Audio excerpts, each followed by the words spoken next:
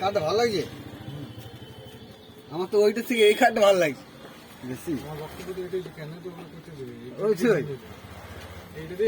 তখন ওইটা ভালো লাগছে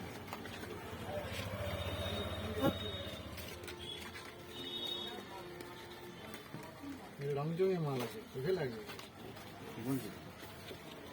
খারাপ কিছুই নাই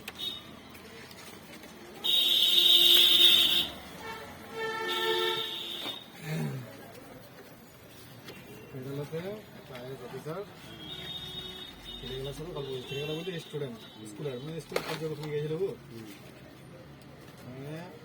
মেয়ে ছিল ঠিক আছে আগের অফিসে মেয়ে ছিল তো ওখানে